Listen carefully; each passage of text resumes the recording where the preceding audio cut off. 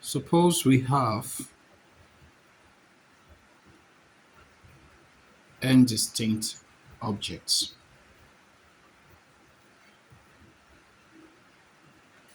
To take r at a time where r is actually greater than 0. The number of ways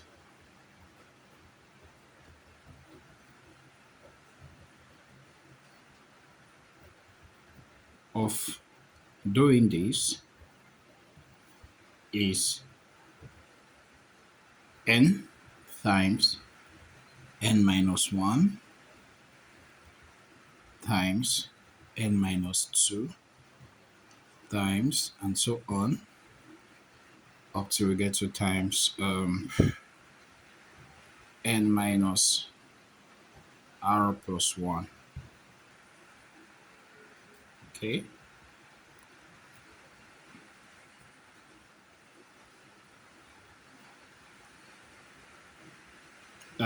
It's often denoted by n permutation r technically.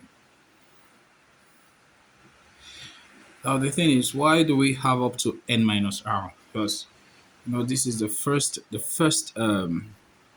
arrangement. Remember, we're looking at r, an arrangement of r items or r objects basically. The first object can be chosen in n times, the second object can be chosen in n minus 1 time, the third n minus 2 times. Continue like that. The rth object will be chosen in n minus r plus 1 times. So we have here that n permutation r is equals to n into n minus 1, n minus 2, n minus 3, continue like that till we get to n minus r plus 1.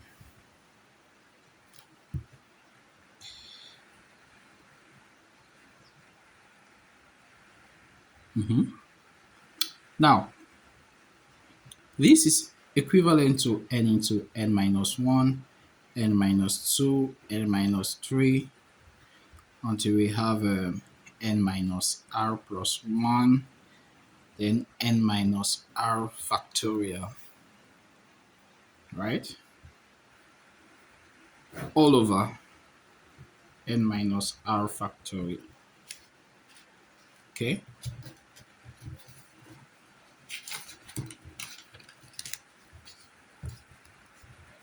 So then we have n permutation r to be equals to what? N factorial over n minus r factorial, which is the generalized form of the permutation of n objects taking r at a time. So that takes us to the theorem 4, which states that the number of permutation of n distinct objects taking r at a time is n permutation r, right? The number of permutation of n distinct objects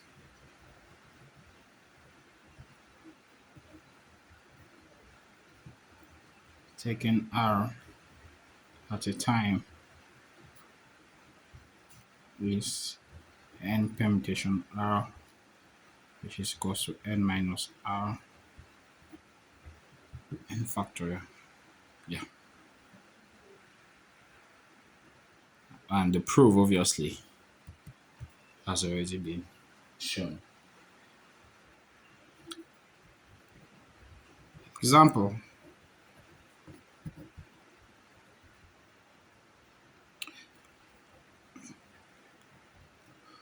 Four names are drawn from among the 24 members of a club. for the office offices of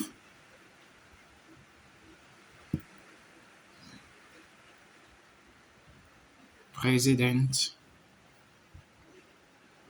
vice president, treasurer, and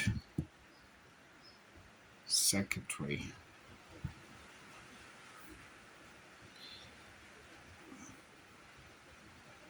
In how many ways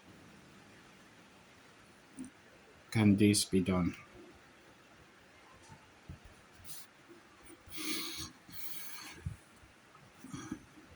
Okay.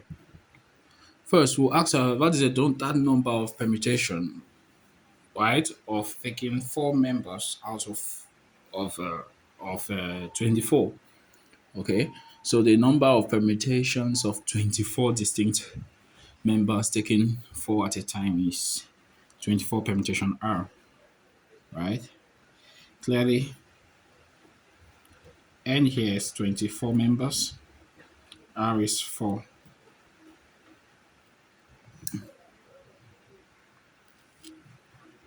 Thus, N permutation R, which is N factorial over N minus R factorial, implies what?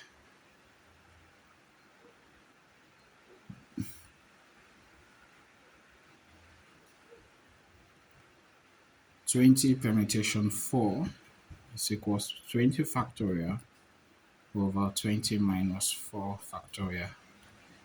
It's 20 factorial over 16 factorial.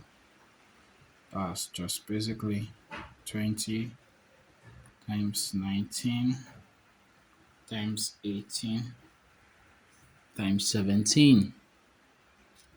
Okay? Yeah, take that. That's basically it. So if we use our calculator, we should have 255024 ways of picking four members out of 24.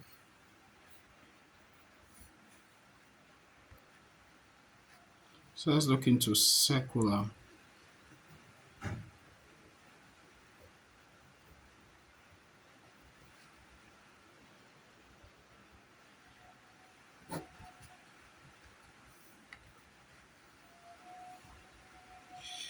So the thing is, permutations, the permutations that occur when objects are arranged in a circle, okay, are called what? Circular permutations.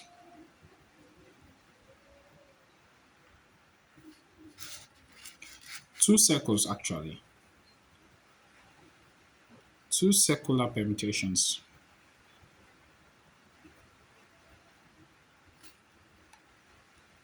are not considered different if the corresponding objects in the two arrangements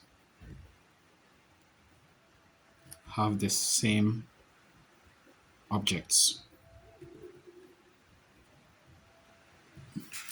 to their left and to their right. Okay? So imagine we have two circles, right? We have A here, we have B here, we have C here, we have D here. Here we have A here, we have B here, we have C here, we have D here. Right? Can we say these two permutations are the same? Let's see. If you are A, what will be the right of A? the right of A, well, it depends if we are looking at it out of paper or into paper. So let's say into paper, the right of A is what? Is D, and the left of P is what? B. Now here into paper, what is the right of the height of A? Now it is B. And the right of A and the left of A is D. This is interesting. But can we say these two permutations are the same? The statement clearly states that the two secular permutations are not considered different if the corresponding objects in the two arrangements have the same object to their left and to their right. Remember, this is as a result of a that's an anti-clockwise rotation, right? If you do an anti-clockwise rotation, we'll have this, rotate this, you get to this level.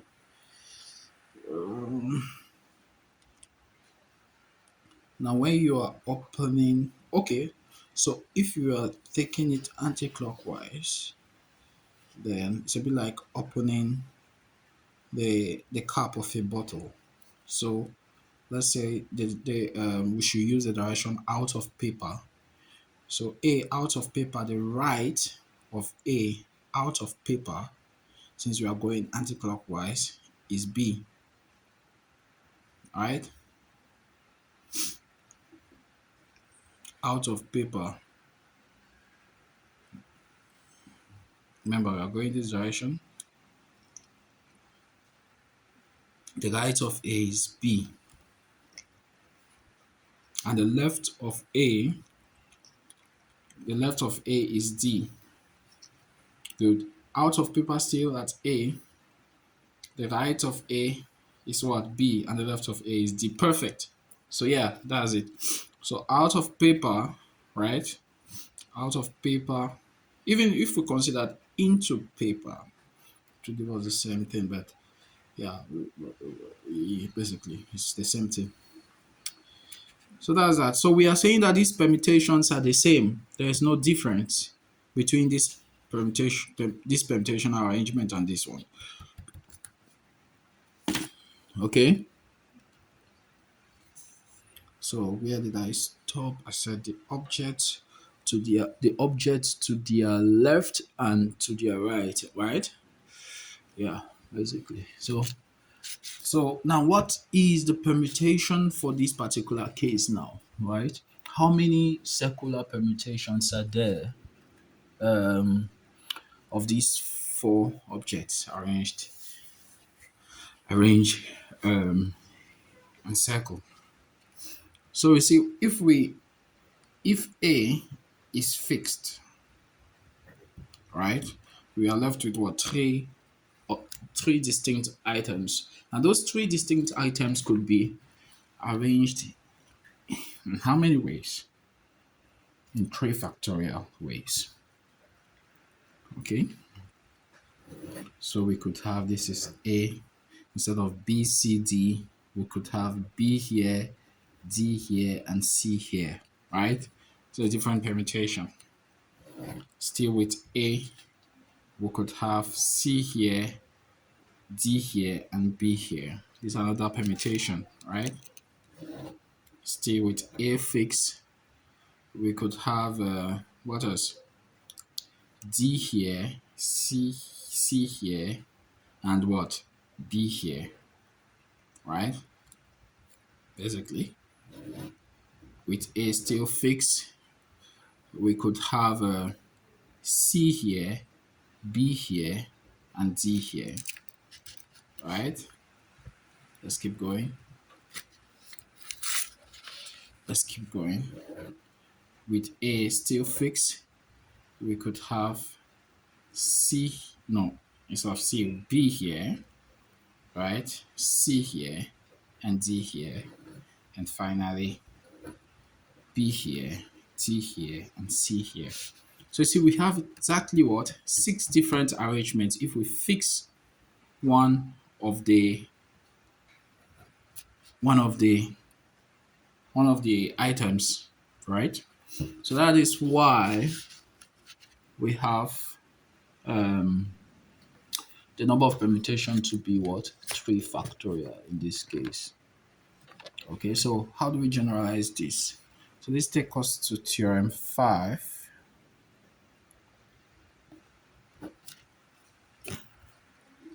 Theorem 5, the number of, sorry, permutation of n distinct objects, right? Arranged in a circle is n minus 1 factorial. Okay? N minus 1 factorial. That is that. Okay, so far,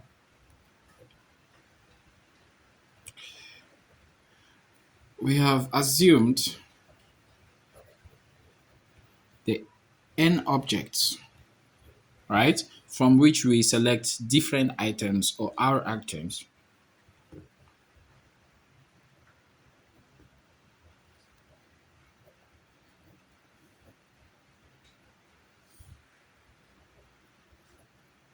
That they are what?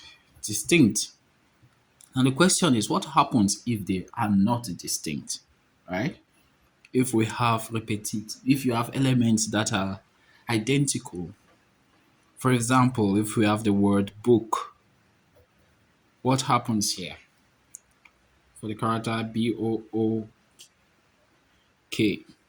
we see that is repetitive there. It occurs twice. So the characters in the word book are not distinct, right? If you want to arrange these particular letters of the word book, you want to arrange them, how many possible permutations are there? Let's say. Let's ask a better question. Let's say, how many different permutations are there of the letters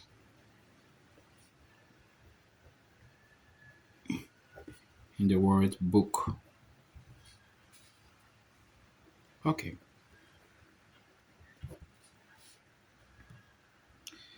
Clearly, we see we have 4 characters, right? In the word book.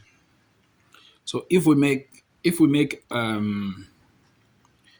first, if we assume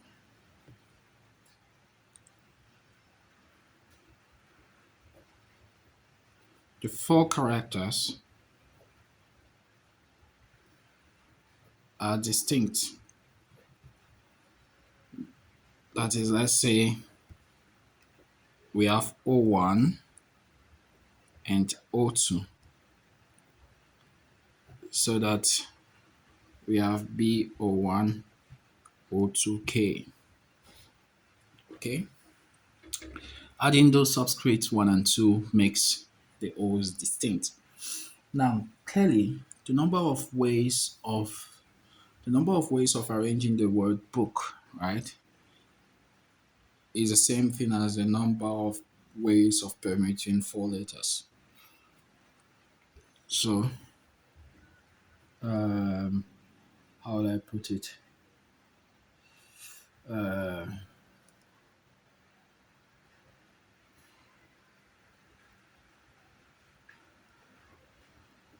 number of ways of arranging B01O2K is basically 4 factorial, which is what? 4 times 3 times 2 times 1, right? Which is 24 ways. Now the in is, we have a particular letter that occurs twice. Now we could ask ourselves, what is the number of ways of arranging the O's, right? In how many ways? And in how many ways? It could be tough.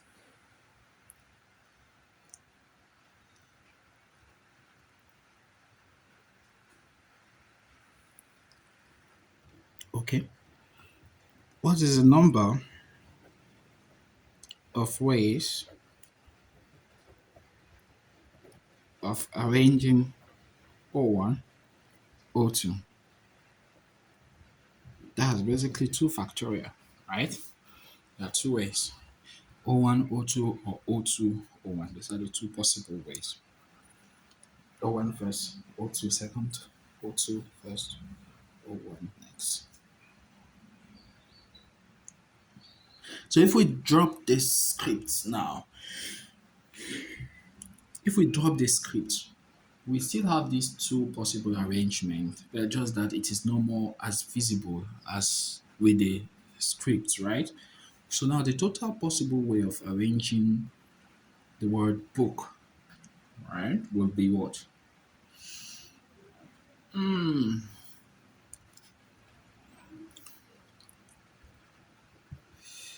As O1 is equals to O2, basically it is 1, right? The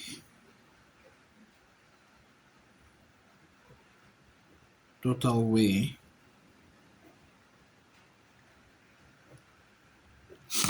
of arranging book is 4 factorial over 2 factorial, which is 24 over 2, which is 12 ways.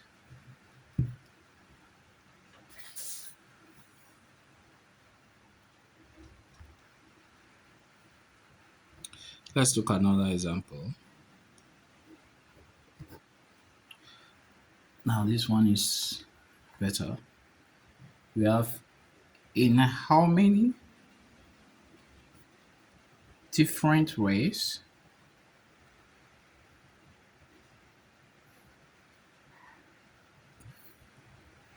can 3 copies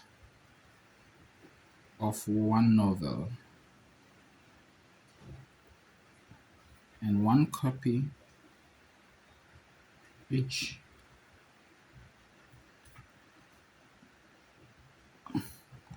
of 4 other novels be arranged on a shelf?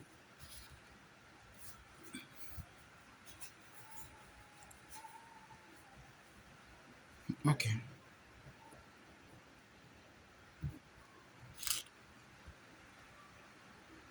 So first, we are going to let the novels be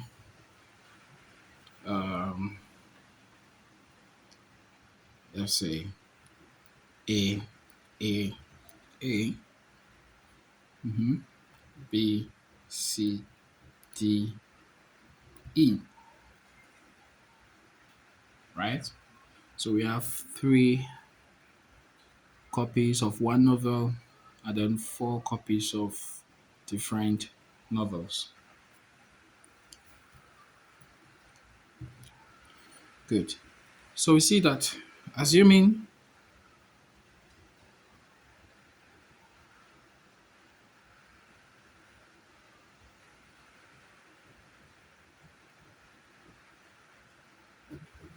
assuming distinct right? The number of the different ways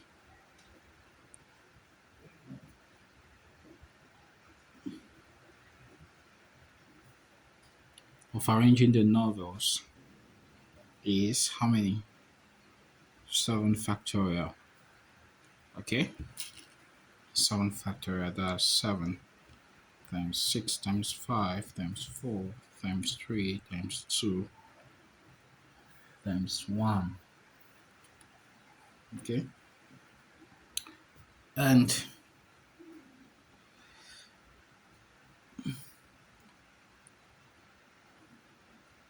now the non-distinct items, what are the non-distinct items?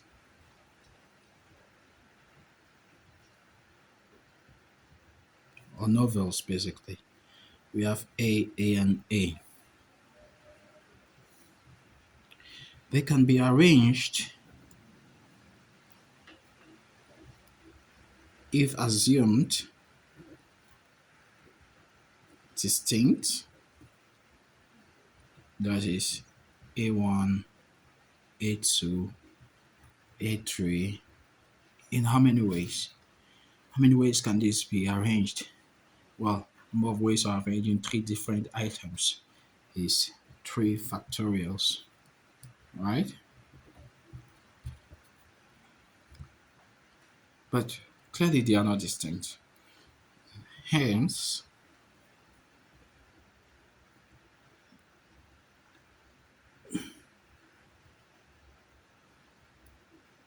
the different ways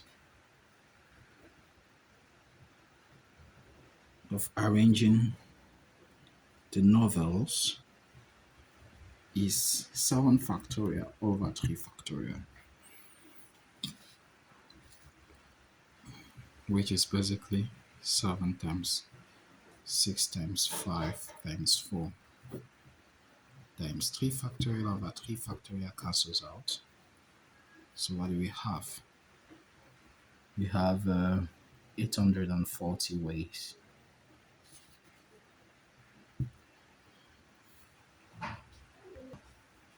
This takes us to Theorem 6. What does Theorem 6 say? Now, the number of permutation of n objects, let's say, n objects of which n1 are of one kind,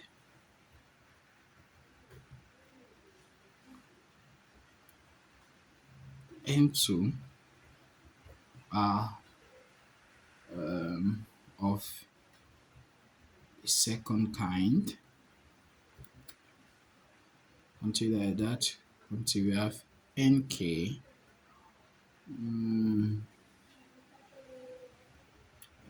are of kth kind,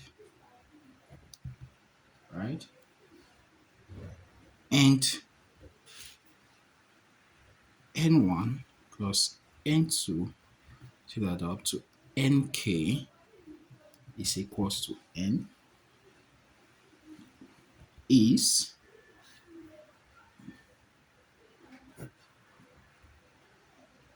n1 factorial times m2 factorial times and so on up to nk factorial, now dividing what? N factorial. Okay? The number of permutations of n objects of which n1 are of one kind, n2 are of a second kind, up to nk of kth kind, and n1 plus n2 are up to nk is equal to n, is this. So you can see that clearly for the example we saw before this theorem. We saw that n1 was what? 3. That's the first novel. N2 was 1, N3 was 1, N4 was 1, N5 was what? 1, isn't it? Thus, we have, based on this theorem, we have N, of course, N1 plus N2 plus N3 plus N4 plus N5, which is equals to what? 3 plus 4 is equals to 7, right? And therefore we have the total number of ways to be 7 factorial over 3 factorial times 1 factorial times 1 factorial times 1 factorial. Okay? Which is still the same thing as 7 factorial over 3 factorial, which we saw was 840 ways.